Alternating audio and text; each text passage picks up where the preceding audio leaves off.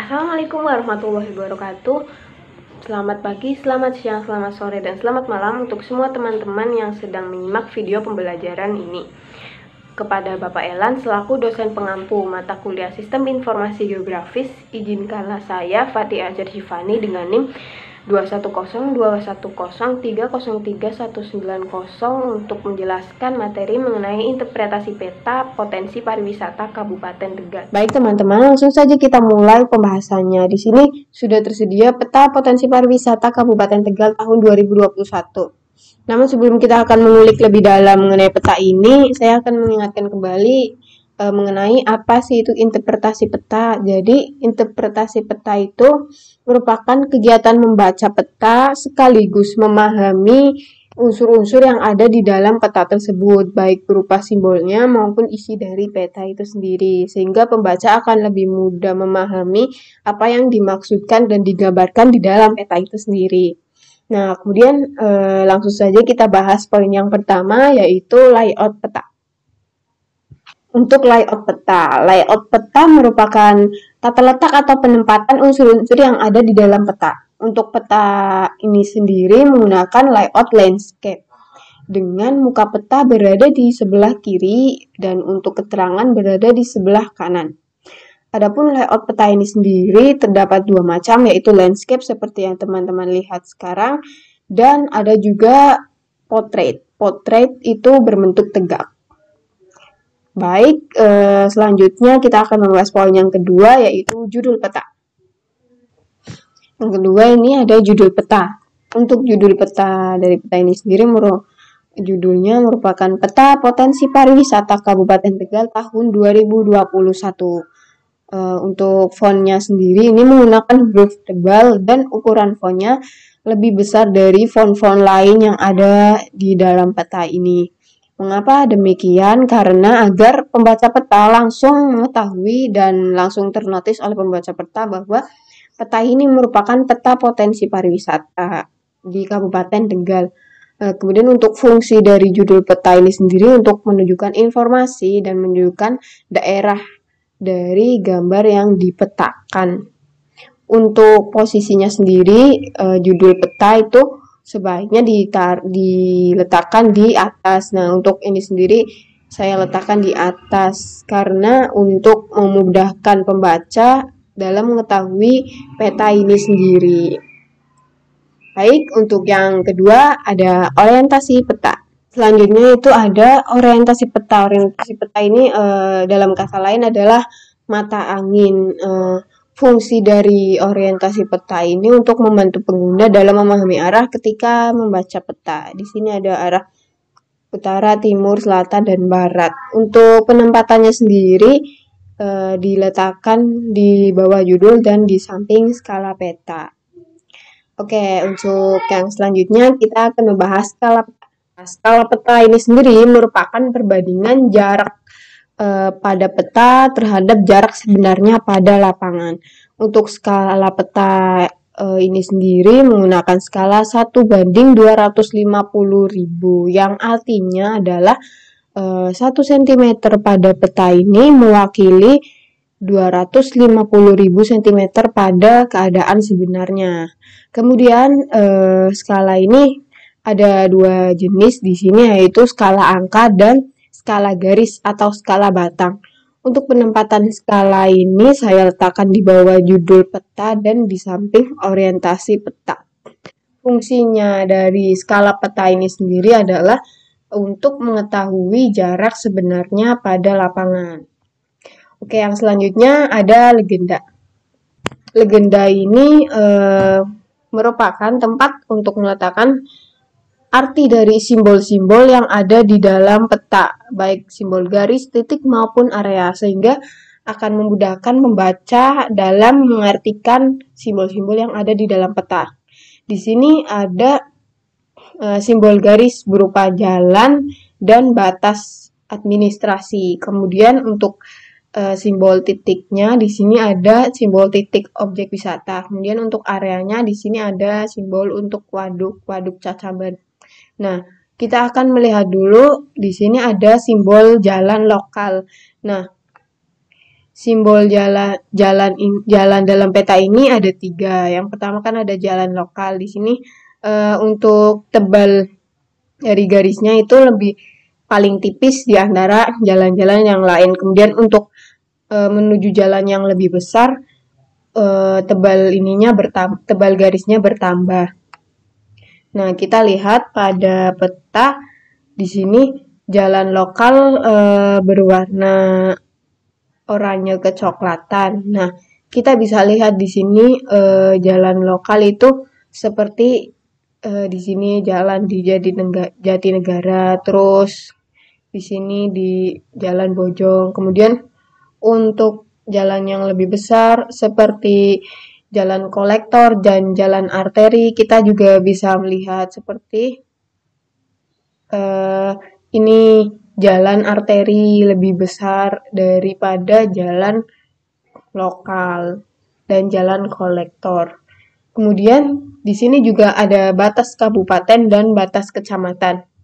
Untuk batas kabupaten sendiri di sini menggunakan garis dan titik 2, kemudian garis dan seterusnya. Untuk batas kecamatan ini sama, namun titiknya berjumlah 3. Nah, selanjutnya itu ada titik objek wisata yang digambarkan dengan lingkaran hijau. Nah, penggambaran ini fungsinya untuk memudahkan pembuat peta dalam membuat peta ini dan berfungsi juga untuk kerapian peta.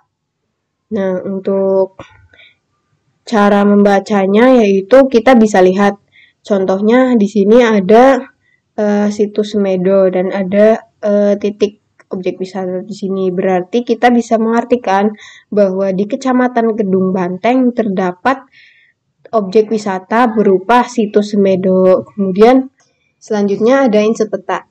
Insert peta ini sendiri merupakan peta kecil yang diletakkan di kolom keterangan yang berfungsi untuk mengetahui di mana letak daerah yang dipetakan.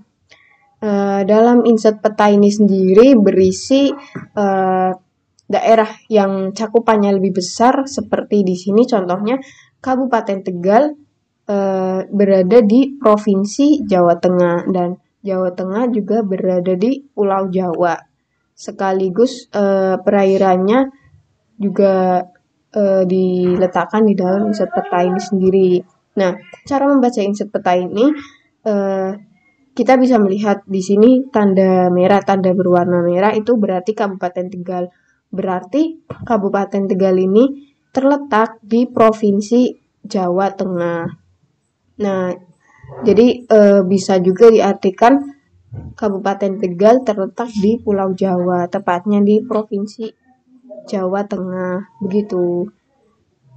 Selanjutnya ada sumber peta. Sumber peta ini merupakan referensi dari mana data peta diperoleh. Di sini saya menggunakan 2 referensi. Yang pertama dari Badan Pusat Statistik Kabupaten Tegal, kemudian yang kedua dari UTM Geomaps. Untuk UTM Geomaps ini sendiri saya menggunakan untuk mencari titik objek wisata yang ada di beberapa kecamatan di Kabupaten Tegal.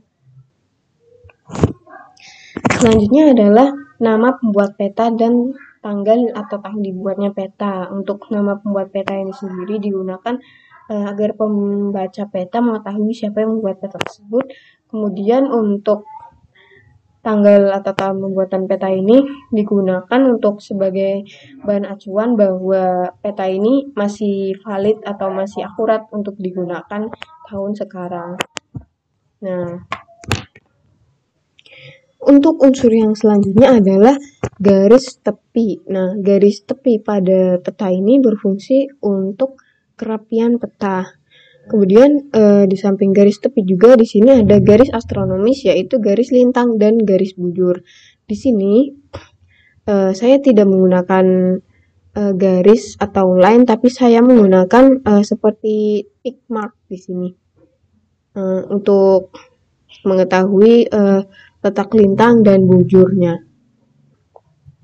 Selanjutnya ada lettering peta. Lettering peta ini merupakan penamaan identitas dari wilayah atau daerah yang ada di dalam peta. Di sini contohnya untuk penulisan dari perairan dan untuk daratan itu berbeda. Jika penulisan untuk perairan menggunakan warna biru dan huruf italik atau huruf miring. Kemudian untuk ukurannya pun berbeda. Di sini untuk ukuran Kabupaten Tegal lebih besar dibanding dengan ukuran kecamatan. Nah, jadi besar kecilnya ukuran font dari lettering peta ini bergantung pada tingkat atau besarnya wilayah yang ada di dalam peta tersebut. Kemudian ada warna peta. Warna peta di sini berfungsi untuk mewakili dari kenampakan yang ada dalam suatu wilayah tersebut. Contohnya di sini ada perairan, laut, dan juga waduk. Di sini laut dan waduk sama-sama menggunakan warna biru muda. Kemudian di sini untuk per kecamatannya sendiri warnanya juga berbeda untuk membedakan antar kecamatan. Untuk selanjutnya kita akan membahas mengenai potensi pariwisata yang ada di Kabupaten Tegal. Pada Kabupaten Tegal sendiri terdapat pesisir pantai sampai pegunungan. Untuk pesisir pantai sendiri dimanfaatkan sebagai wisata pantai seperti pada Kecamatan Keramat dan Kecamatan Suradadi. Pantai Larangan ini terletak di Dusun Larangan, Desa Mumbung Agung, Kecamatan Keramat, Kabupaten Tegal. Banyaknya pepohonan cemara di pantai ini menambah keindahan tersendiri bagi Pantai Larangan. Pantai Purwohamba Indah ini sendiri terletak di Desa Purwohamba, Kecamatan Suradadi, Kabupaten Tegal. Selanjutnya pada Kecamatan Kedung Banteng ini terdapat wisata situs Medo. Wisata situs Medo ini merupakan wisata museum purbakala yang menyimpan artefak-artefak atau situs-situs purbakala. Selanjutnya ada Waduk Cacaban yang dibangun pada tahun 1952. Sampai sekarang keindahan Waduk Cacaban masih terjaga dan di sini juga dapat digunakan sebagai tempat berkemah. Bergeser ke daerah atas pada Kecamatan Jatinegara. Di Jatinegara ini terdapat sebuah bukit yang diolah potensinya menjadi pariwisata yaitu Bukit Gumantung. Di sini menyajikan keindahan Bukit Gumantung dan udaranya yang masih sejuk. Bergeser ke sebelah barat pada Kecamatan Margasari terdapat danau yang sangat legendaris yaitu Danau Beko. Danau Beko ini sendiri terletak di Desa Jatilaba, Kecamatan Margasari, Kabupaten Tegal. Semakin menuju daerah atas kita akan disuguhkan dengan pariwisata yang menawarkan keindahan pegunungan dan keasliannya. Seperti di sini ada Celirit View. Pada Celirit View ini menyajikan hutan pinus yang diolah sedemikian rupa sehingga dapat menjadikan spot foto yang sangat cantik. Seperti Celirit View, di sini juga terdapat wisata Praban Lintang yang menyajikan hutan pinus dan sebuah danau buatan yang sangat cantik dan asri. Kemudian ada Bukit Goa Lawa yang menyajikan bukit berbatu dan pemandangan Gunung Slamet yang bagus. Kemudian ada tempat wisata ikonik dari Kabupaten Tegal yaitu Pemandian Air Panas Guci yang terletak di Kecamatan Bumi Jawa. Pemandian Guci ini terletak pada ketinggian 1050 meter di atas permukaan laut. Tak heran suhu di sini lumayan dingin. Ada juga yang menyajikan spot foto menarik yaitu The Baron Hill of Guci. Di sini juga terletak di pegunungan sehingga udaranya sejuk ditambah spot-spot foto yang instagramable membuat semakin menarik wisatawan. Pada Kecamatan Bumi Jawa juga menyediakan pemandian air panas untuk versi kolam renang. Nah, itu tadi teman-teman untuk penjelasan potensi pariwisata yang ada di Kabupaten Tegal. Terima kasih untuk teman-teman yang sudah menyimak. Semoga materi ini bermanfaat untuk kalian dan untuk kekurangannya mohon dimaafkan. Wassalamualaikum warahmatullahi wabarakatuh.